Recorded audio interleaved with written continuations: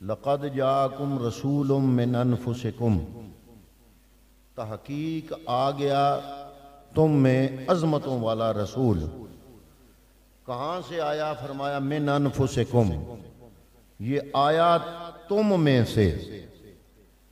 यानी कि जो बात मक्के के लोग करते थे कि अगर नबी आना होता तो कोई फरिश्ता नबी बन के आता, कोई और मखलूक में से अल्लाह भेजता, बंदा जो है वो कैसे अल्लाह की तरफ से नुमाइंदा बन के आ गया। तो उन काफरों को समझाने के लिए रब्बुल आलमीन ने कुरान मजीद में दो मकामात पे ये जिक्र फरमाया है। हमारे लोगों ने ये समझा है कि शायद अल्लाह ने अपने नबी की अजमत को घटाने के लिए ये दो आयतें बयान फरमाई हैं। भी एक मोटा सा अकल रख के भी आप सोचें कि अल्लाह ने जो कुरान नाजिल किया, अलहमद की अलफ लाम से लेकर वन्नास की सीन तक, रब ने जिस महबूब को भेजा उसकी तारीफ भेजने वाले खुदा ने कुरान में खुद फरमाई है। अल्लाह रब्बुल आलमीन ने जगह जगह अपने महबूब की अजमतों का जिक्र फरमाया है। अगर उसने ये फरमा दिया कुल इन्नमा अना बशरुम मिस्लुकुम यूखा इलैया अन्नमा इलाहुकुम इलाहुम वाहिद, तो वो रब्बुल आलमीन जो अपने महबूब की अजमतें बयान करने के लिए कभी तो फरमाता है मेरे अजमतों वाले नबी, कभी फरमाता है अजमतों वाले रसूल, कभी फरमाता है यासीन, कभी फरमाता है तौहा, कभी फरमाता है या अय्युहल मुज़म्मिलो, ए मुजम्मल की चादर ओढ़ने वाले, कभी फरमाता है या अय्युहल मुद्दस्सिरो, कभी फरमाता है इन्ना आतैना कल कौसर। अब जिस नबी की बार बार रब कुरान में अजमतें बयान करता है, उस नबी की भेजने वाला खुदा शान घटाएगा कैसे? इसलिए ये ज़हन रखना कि कुल इन्नमा अना बशरुम मिस्लुकुम, ये फरमा दो है महबूब मैं तुम्हारी तरह बशर हूँ, ये अल्लाह ने अपने महबूब की शान घटाने के लिए बयान नहीं फरमाया। या ये ऐसा फरमाया लक़द जाकुम रसूलुम मिन अनफुसिकुम, मैंने महबूब भेजा अजमतों वाला मिन अनफुसिकुम, तुम में से। ये ऐत फरमाई, इसमें फरमाया तुम में से, उस ऐत में फरमाया इन्नमा न बशरुम मिस्लुकुम। ना वहां घटाना मकसूद है ना यहाँ घटाना मकसूद है। अल्लाह रब्बुल आलमीन ने अपने महबूब के हर पहलू को चूंकि कुरान मजीद में बयान फरमाया, महबूब करीम सल्लल्लाहु अलैहि वसल्लम की ज़ात अक़दस के दोनों पहलू हैं, इसलिए रब ने दोनों पहलू कुरान में बयान फरमाए। महबूब करीम सल्लल्लाहु अलैहि वसल्लम की नूरानियत भी कुरान से साबित है, आपकी बशरियत भी कुरान से साबित है। और हम आले सुन्नत वल जमात नबी को बशर मानते हैं। हाँ ये बात जरूर है, अपने जैसा बशर नहीं कहते। कुछ लोग इस आयत को पढ़कर पैगम्बर अकरम को अपने जैसा बशर कहते हैं और अपने अवाम को ये बताते हैं देखो जी सुन्नी देखो ये कितने जाहिल लोग हैं, ये नबी को बशर नहीं मानते, ये नबी को बशर नहीं मानते। हमारे बारे में गलत बातें अपने अवाम में बयान करते हैं कि ये सुन्नी इतने जाहिल हैं, ये नबी को बशर नहीं मानते। हम ये हाथ जोड़ के कहते हैं हमारा ये नजरिया नहीं, हम ये मानते हैं कि महबूब करीम सल्लल्लाहु अलैहि वसल्लम को अल्लाह रब्बुल आलमीन ने खैरुल बशर बना के भेजा। फर्क सिर्फ ये है कि तुम अपने जैसा बशर कहते हो, हम कहते हैं कि बशर हजूर जरूर है लेकिन कायनात का कोई बशर भी मेरे महबूब जैसा नहीं। ये तो अंबिया भी बोलते गए, आदम अलैहिस्सलाम से लेकर रूहुल्लाह तक सारे अंबिया मेरे नबी का अपने अपने जमाने में तज़किरा करते गए। हजरत मोहतरम ईसाइयों की किताब है इंजील बरनबास, उसका तर्जमा इंग्लिश के अंदर हुआ है। क्योंकि जिस जबान में इंजील नाज़िल हुई वो जबान डेड जबान है, जिस जबान में तौरात आई वो जबान भी डेड जबान है, ना कहीं लिखी जाती है ना बोली जाती है। हजरत मोहतरम जिस जबान में तौरात आई वो जबान भी डेड जबान है, इसलिए पिछली किताबों का इंग्लिश में उन लोगों ने तर्जमा किया हुआ है। इंजील बरनाबास की इबारत है। हजरत ईसा रूहुल्लाह ने अपने मजमे के अंदर बैठकर आपके और मेरे आका कायनात के ताजदार 1.25 लाख नबियों के सिरदार जुनाब मोहम्मद मुस्तफ़ा सल्लल्लाहु अलैहि वसल्लम की आमद की बशारत दी और इरशाद फरमाया कि वो नबी ऐसा होगा, सारे नबियों का सिरदार और इमाम होगा। पूछा गया, ईसा रूहुल्लाह के उम्मतियों और हवारियों ने सवाल किया, ऐ अल्लाह के पैगंबर, आप किसी कोड़े को हाथ लगाते हैं वो तंदुरुस्त हो जाता है, किसी मुर्दे को जिंदा करते हैं वो अल्लाह के हुक्म से जिंदा हो जाता है। आपकी बड़ी शान और अजमत है, वो जो आने वाला नबी जिसकी आप खबर दे रहे हो, साथ फरमा रहे हो कि बढ़िया शाना वाला होगा। सवाल ये है कि क्या वो आपसे भी ज्यादा शान वाला होगा? पूछा हवारियों ने, क्या वो आपसे भी ज्यादा अजमतों वाला होगा? ईसा रूहुल्लाह ने जो वो जवाब दिया वो मुसलमानों की किताब में नहीं, इंजील बरनाबास में मौजूद है। अल्लाह के पैगंबर ने फरमाया उसकी इतनी शान होगी कि अगर वो पैगंबर मेरे सामने आ जाए मैं अपने आप को इस काबिल नहीं समझता। I can not be untie his होजन। मैं ईसा रूहुल्लाह उस मोहम्मद अरबी के जूतों के तस्मे खोलने के अपने आप को काबिल नहीं समझता। सुभान अल्लाह।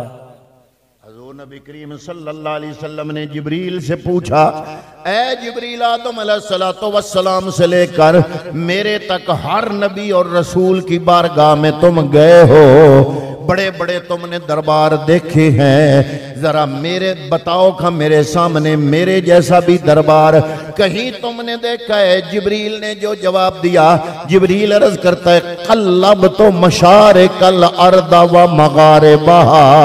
ऐ अल्लाह के पैगंबर, मैं मशारक और मगारब में फिरा हूँ, मैं कहाँ कहाँ गया हूँ, हर दरबार में गया हूँ, लेकिन आप जैसा दरबार मैं जिब्रील ने कहीं नहीं देखा। वो फारसी वाले ने जिब्रील की बात का तर्जमा करते हुए कहा कि जिब्रील अर्ज करता है, आफाक हा गर्दी दायम मेहरे बुता वर्जी दायम बिसियारे खूबा दी दायम तेरे जिया कोई नहीं। और पंजाबी लोगों ने तर्जमा किया कि या मुस्तफ़ा खैरुल वरा, आका तेरे जिया कोई नहीं, किन्नू कमा तेरे जिया, आका तेरे जिया कोई नहीं। जिब्रील अर्ज करता है, या रसूल अल्लाह, बड़े बड़े दरबारों में गया लेकिन आप जैसा कहीं भी नहीं देखा। हजरत मोहतरम 1.25 लाख अंबिया को अल्लाह रब्बुल आलमीन ने अजमत व शान अता फरमाई। हम ये नहीं कहते कि दूसरे नबी कम शान वाले थे। मुसलमान वो होता है जो सारे नबियों को अजमतों वाला मानता है। हमारी जो ईमान की सिफतें हैं उनमें हमने सब नबियों को माना है। आमन्तु बिल्लाहि व मलाइकातिही व कुतुबिही व रुसुलिही वल यौमिल आखिर वल क़द्रि खैरिही व शर्रिही मिनल्लाहि ताला वल बास बादल मौत। ये हमारे ईमान की सिफतें हैं। और इसमें क्या है कि हम सारे अल्लाह के रसूलों को सच्चा मानने वाले हैं और अजमतों वाला मानते हैं। लेकिन हजरत मोहतरम अल्लाह का कुरान भी इरशाद फरमाता है, तिल कर रसूल फद्दलना बादहुम अला बाद। हमने जितने रसूल भेजे एक से एक बढ़ के फजीलत वाला भेजा, लेकिन सारे रसूलों को रब ने जो अजमतें, जो औसाफ, जो खूबियां, जो महमद व महासन अता फरमाए थे वो सारे महामदो महासन, वो अजमतें, वो सारी खूबियां, वो सारे औसाफ जो फर्दन फर्दन सारे नबियों को दिए थे, अल्लाह ने वो सारे औसाफ इकट्ठे किए। सारे महामदो महासन, सारी खूबियां और सारे जमाल इकट्ठे करके जब एक जात बनाई तो उस जात का नाम है मोहम्मद मुस्तफ़ा। सुभान अल्लाह। हजरात मोहतरम, हुस्न यूसुफ दमे ईसा, फारसी वाले ने पहले ही कह दिया हुआ है, हुस्न यूसुफ दमे ईसा यदे बैजादारी, आंचे खूबा हमादारंद तू तन्हादारी। हजरत आदम से लेकर रूहुल्लाह तक जो जो खूबियां सारे नबी मिल के, सारे अंबिया, 1.25 लाख अंबिया जो जो खूबियां रखते हैं, वो सारी खूबियां इकट्ठी की जाएं तो आमना का लाल बन जाता है। या मुस्तफा खैरुल वरा, आका तेरे जिया कोई नहीं, किन्नू कमा तेरे जिया, आका तेरे जिया कोई नहीं। आगे फरमाया लक़द जाकुम रसूलुम मिन अनफुसिकुम, या अल्लाह क्यों भेजा? फरमाया अजीजुन अलैहि मा अनितुम, फरमाया तुम्हारा मुशक्कत में पड़ना। अब रब अपने महबूबे करीम सल्लल्लाहु अलैहि वसल्लम की अजमतों को रब्बे कायनात खुद बयान फरमा रहा है। और अंदाजा लगाएं, जरा तवज्जो फरमाएं कि रब ने अपने महबूब की यहाँ पर कौन सी सिफत को बयान फरमाया। फरमाया या अल्लाह तेरा नबी कैसा है? फरमाया अजीजुन अलैहि मा। अब ये तारीफ वो है जो रब कर रहा है। या अल्लाह रसूल कैसा भेजा तूने? फरमाया अजीजुन अलैहि मा अनितुम, ये रसूल ऐसा है कि मुश्किल में तुम पड़ते हो, औखे तुम होते हो, लेकिन वो औख पैगंबर अपनी जात पर महसूस करता है। अजीजुन अलैहि मा अनितुम, तुम्हारा मुशक्कत में पड़ना नबी पर गिरा गुजरता है। ये उर्दू तर्जमा, और उर्दू तर्जमा का पंजाबी मतलब यही बनता है कि असी औखे असी होने आ, लेकिन वो औख पैगंबर अपनी जान ते समझते रहे। किस तरह उदियां बड़ियां मिसालां, बेशुमार मिसालें हैं। पैगंबर अकरम सल्लल्लाहु अलैहि वसल्लम ने अपने जाती मकसद के लिए तो मक्के के अंदर अल्लाह की तौहीद का ऐलान नहीं किया था, कोई जाती मफाद तो नहीं था। मक्के वाले सारे सिरदार, बड़ी बड़ी जमातों वाले, वो एक एक बरादरी का सिरदार, वो सारे सिरदार इकट्ठे होके आए। उन्होंने कहा जितनी दौलत चाहते हो देते हैं, जिस आला से आला खानदान में रिश्ता चाहते हो करते हैं, लेकिन ये काम छोड़ दो। तो आपने फरमाया तुम अगर मेरे एक हाथ में सूरज रख दो, दूसरे में चांद रख दो, यानी सारी कायनात की दौलत मेरे हाथों में रख दो, लेकिन जो हक का पैगाम है ये मैं पहुंचा के रहूंगा। ताइफ के बाजारों में गए तो अपनी जायदाद का झगड़ा तो नहीं था, उम्मत की बेहतरी के लिए गए कि ये जहन्नम का ईंधन न बने। आगे से पत्थर पड़ते हैं, और आपने सुना है, उलमा से पढ़ा है, पढ़े लिखे लोगों ने किताबों में पढ़ा है कि महबूबे करीम पर इतनी संगबारी हुई, इतने पत्थर बरसाए गए कि सारा जिस्म लहूलुहान हो गया। और आपके नालैन मुकद्दस में आपका खून जो है वो आपके नालैन से बह रहा था। और आप एक जगह बैठ गए। मैं जब उमरा शरीफ पे गया तो मैंने एक टैक्सी वाले को कहा कि क्योंकि आम जो उमरा कराते हैं वो नहीं ले जाते उधर, तो मैंने उसको कहा कि मैं ताइफ जाना चाहता हूँ तो मुझे ले चलो। उसने कहा ठीक है, इतना किराया दो तो मैं ले जाता हूँ। मकसद ये था कि चलो एक बड़ा उमरा मदीना शरीफ से वापसी पे होता है, एक बड़ा उमरा ये हो जाएगा क्योंकि तैब जरा दूर है, और साथ वो जगह देखूंगा जहां महबूब करीम सल्लल्लाहु अलैहि वसल्लम तो मक्के से पैदल गए ताइफ की तरफ। हम टैक्सियों पे गए, फिर भी घंटे 1.5-2 घंटे लग गए। तो जब वहां पहुंचे तो वहां उन्होंने अलग अलग निशानियां बनाई हुई हैं। वहां लिखा हुआ था कि ये वो जगह है जहां पत्थर खा खा के महबूब करीम थोड़ी देर के लिए आपने आराम फरमाया। वहां पे 4 दीवारी अलग से अभी भी बनी हुई है और उस पे ये बोर्ड लगा हुआ है और वहाँ पे जो हजरात उम्रे पे जाते हैं, मैं गुजारिश करूँगा कि अगर मौका मिले तो ताइफ ज़रूर जाया करो। वहाँ हज़रत अब्दुल्ला इब्ने अब्बास जो महबूब करीम सल्लल्लाहु अलैहि वसल्लम के चचा के बेटे हैं, उनके नाम पे एक मस्जिद है। और कोशिश करना कि नाश्ता करते ही मक्के से निकल के ताइफ पहुँचना, ताकि ज़ोहर की नमाज तक उधर पहुँचें, क्योंकि वो मस्जिद बंद होती है, नमाज के टाइम खुलती है। तो ज़ोहर की नमाज आप उधर पढ़ें, तो जब आप उधर नमाज पढ़ेंगे तो नमाज पढ़ने की जो रूहानियत नमाज में आपको वहाँ महसूस होगी, वो कहीं भी नहीं महसूस होगी। माशाअल्लाह। ये कुदरती अल्लाह रब्बुल इज़्ज़त ने ये तासीर रख दी है को मुख्तलिफ जगह जो मुख्तलिफ हस्तियों की तरफ मनसूब हैं, वहाँ पे प्यारो मोहब्बत के अंदाज भी अपने अपने होते हैं। तो बहरहाल हजूर नबी करीम सल्लल्लाहु अलैहि वसल्लम वहाँ बैठ गए, आपने आराम किया तो रब ने फरिश्ते भेजे। एक फरिश्ता कहता है कि मैं अल्लाह की तरफ से भेजा हुआ हूँ, पहाड़ों पर मुसल्लत हूँ, पहाड़ सारी दुनिया के मेरे कंट्रोल में है। अगर आप इरशाद फरमाए तो इन दोनों पहाड़ों के दरमियान में इनको चक्की की तरह हम पीस के रख दे। दूसरा फरिश्ता कहता है कि जनाब मैं सूरज पर मुअल्लक, सूरज मेरे कंट्रोल में है, अगर आप इजाजत दें तो करीब करके इनको भून के रख दूं। तीसरा फरिश्ता कहता है कि मैं जो है वो हवाओं पर जो है मुसल्लत हूँ, हवाएं सारी रब ने मेरे कंट्रोल में रखी है, अगर आप इरशाद फरमाएं तो ऐसी आंधी चलाऊं ये कौम बर्बाद हो जाए। चौथा फरिश्ता कहता है कि मैं बारिश जो है वो अल्लाह ने मेरे कंट्रोल में रखी है, इतनी बरसाऊं के पानी में ये डूब जाए। आपने फरमाया अल्लाह ने तुम्हें भेजा है। अर्ज किया हुजूर अल्लाह ने हमें भेजा है कि मेरा महबूब परेशान है, मेरे नाम के लिए पत्थर खा खा के लहू लुहान हो गया, और अब ये इसका यहाँ कोई हाली मवाली नहीं, सारे ये दुश्मन है।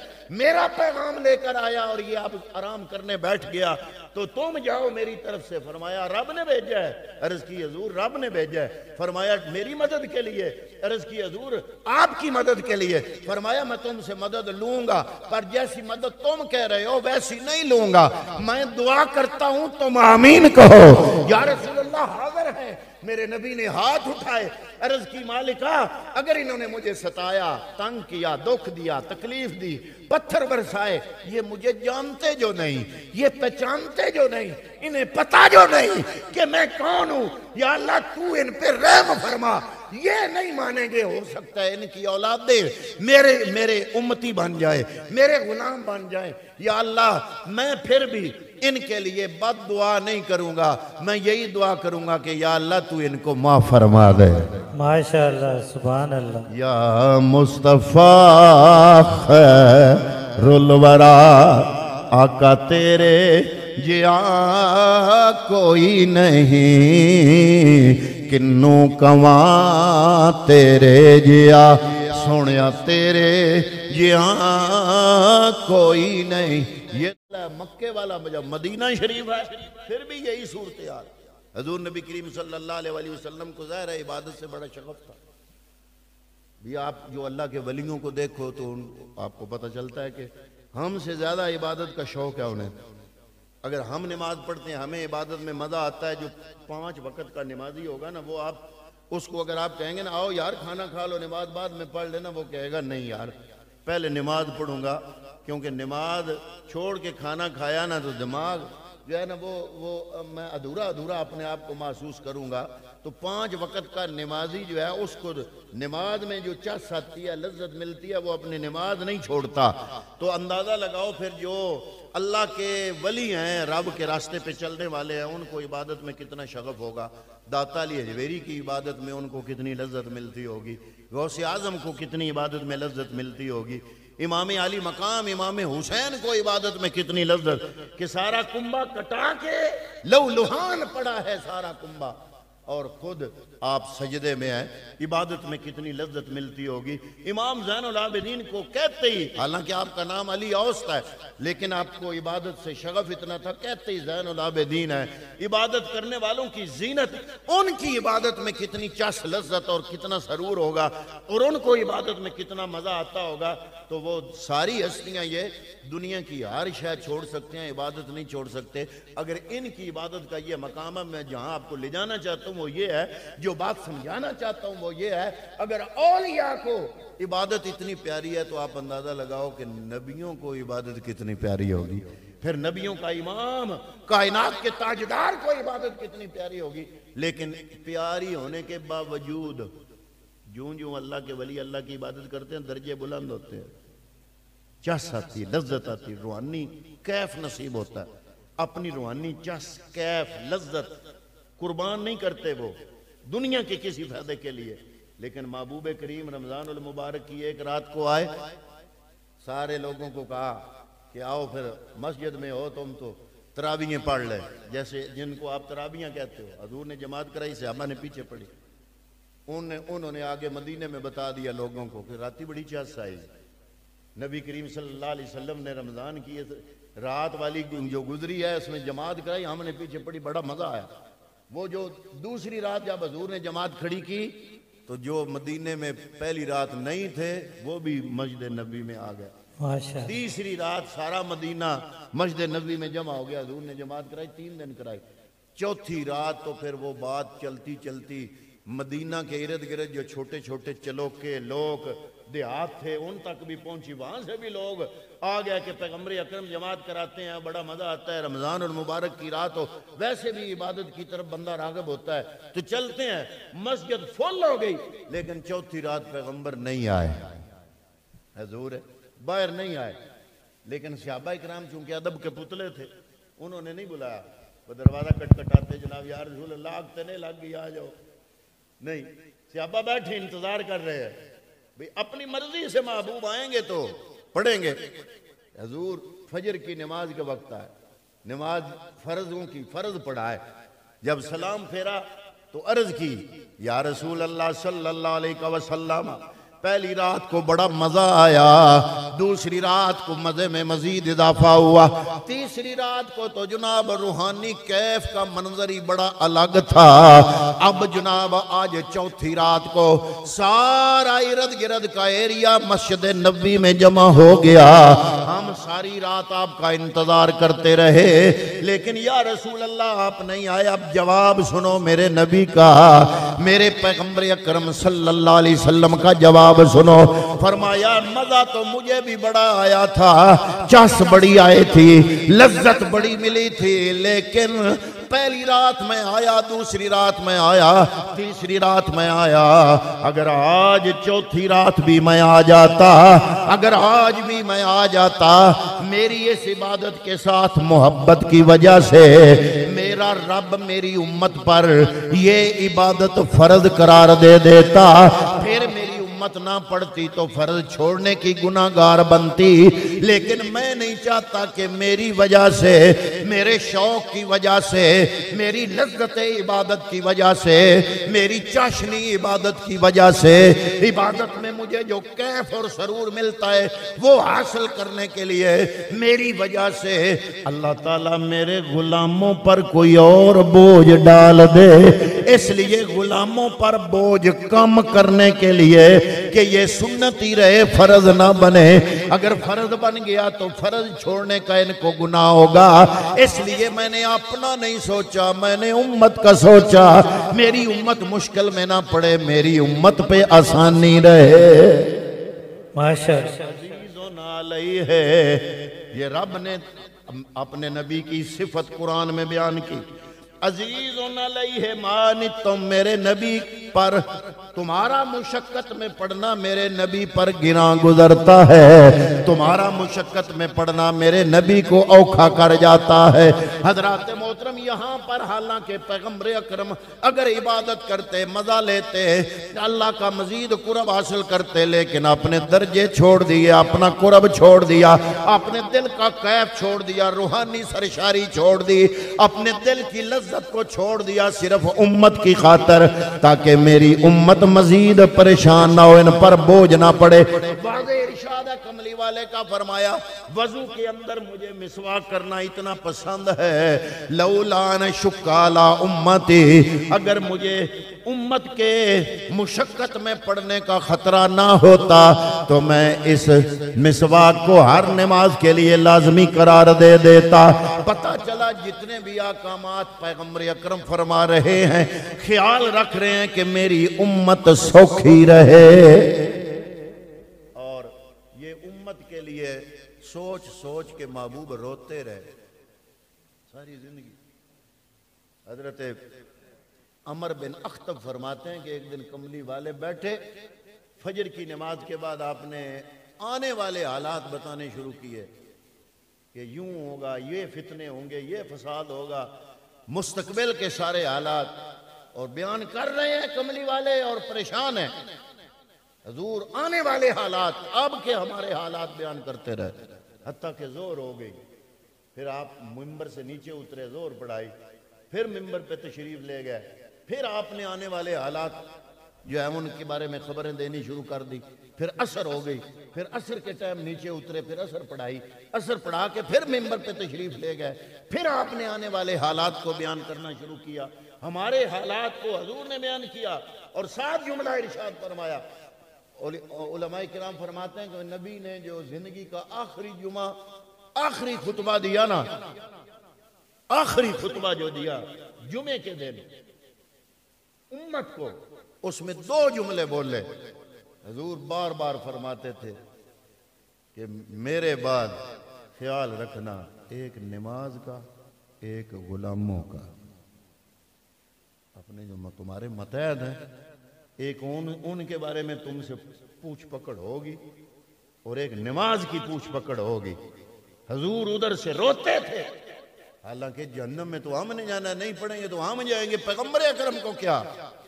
लेकिन पैगंबर अकरम रोते थे, रो रो के फरमाते थे, ऐ मेरे कलमा पढ़ने वालों और ऐ मेरी कलमा पढ़ने वालियों बीबियों, खबरदार ख्याल रखना, ये 2 सवाल जरूरी होंगे क़यामत के दिन।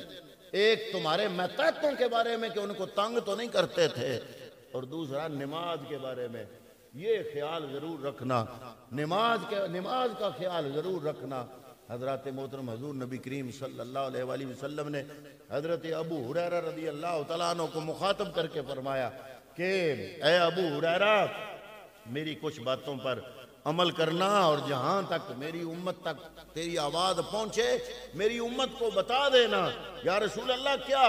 उसमें भी जो हजूर नबी करीम ने नसीहतें फरमाई वो यही थी कि मेरी ये वसीयत है कि मेरे बाद हजूर ने एक जुमला इरशाद फरमाया, मुझे अपनी उम्मत की गुर्बत का खतरा नहीं है, मुझे अपनी उम्मत की गुर्बत का कोई खतरा नहीं है।